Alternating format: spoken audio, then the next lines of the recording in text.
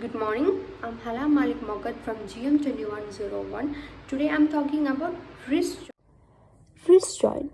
Wrist joint is also known as radiocarpal joint due to the direct articulation of the lower end of radius to the uh, carpal bones scaphoid and lunate proximally and indirect articulation of lower end of ulna to the triculate, and it also has an intervening fiber cartilaginous disc in between which comes to in contact with triculate mainly during adduction.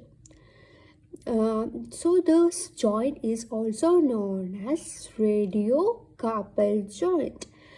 There is we can see that we can say that proximally it is the radius is the lower end of radius is articulate with scaphoid and lunate, and distally it articulates with the lower end of ulna distally triculate with ulna.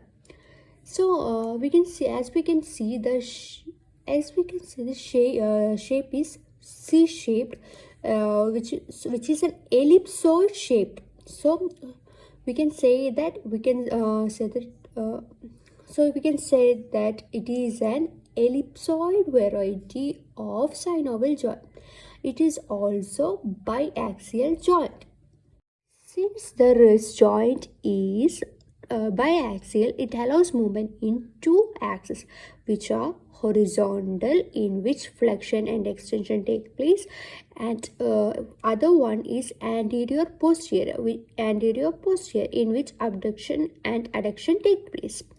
So we can for the study of more about the movements, we should know about the muscles attached.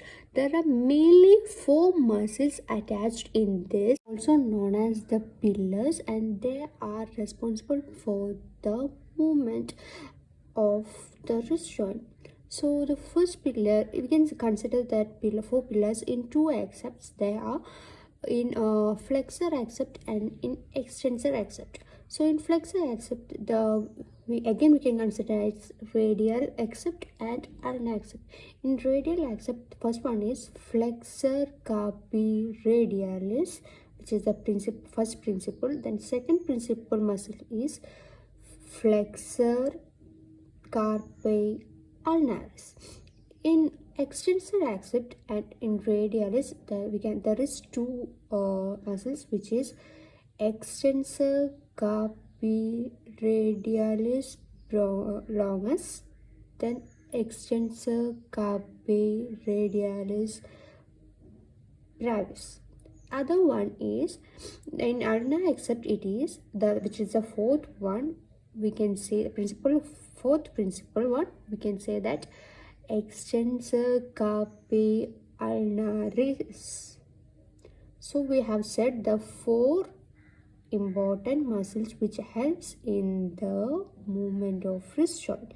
They are in flexor accept, they are flexor carpi radialis, flexor carpi ulnaris,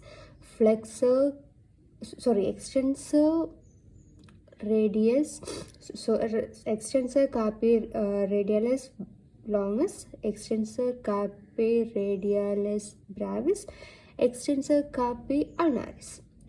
So now let me talk about the four motions or movements are possible in wrist joint. They are flexion, extension, adduction, abduction.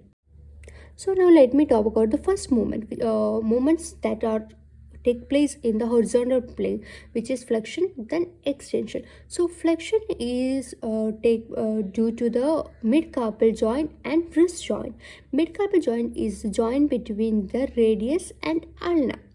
So the range of flexion is 85 degree. We can say that in between 70 degree to 90 degree, it is almost perpendicular, and the muscles responsible are the first pillar and the second pillar, that is flexor carpi radialis, flexor carpi ulnaris. Also some other muscles which are muscles of digits metacarpals are also responsible for it. Now let me talk about the extension. The range of extension is also similar to flexion, which is 85 degree. We can say that 70 to 9 in between 90 degree. The muscles responsible are the third pillar and fourth pillar, which is extensor carpi radialis longus, extensor carpi radialis brevis, extensor carpi ulnaris, and some muscles of digits and all. Then after that, when we talk about the adduction, which is the movement of wrist and palm towards the ulnar, so it is also known as ulnar deviation. The range of ulnar deviation or adduction is 45 degree, nearly 45 degree. The muscles responsible are the second pillar and the fourth pillar, which is flexor carpi ulnaris, then the extensor carpi ulnaris, and some other muscles. It is a movement towards the ulnaris, both wrist and palm. When we talk about abduction, it is a movement of wrist and palm towards the radius, and it is very slight movement. The range is only 15 degree. The muscles responsible is the first and third one, which is extensor carpi radialis longus, extensor carpi radialis brevis, flexor carpi radialis. The movement is small, or the range is small due to there is an length difference between the lower end of radius and lower end of ulna, so the range is small. Since the lower end of radius is bigger than or longer than the lower end of ulna, the movement or the range is smaller than the adduction. So abduction has smaller range than adduction. Then we can also see this type of movement, which is a circumdance motion. Seems like to be circumdance, but it is a misnomer of it. It's not a circumdance or a circular motion. Motion or movement. It is the combined motion of the all four motion. That is, it is flexion, abduction, extension, and adduction. When all these four comes together, it seems to like a circumdance motion, but it is not. Thank you. This is all about wrist joint.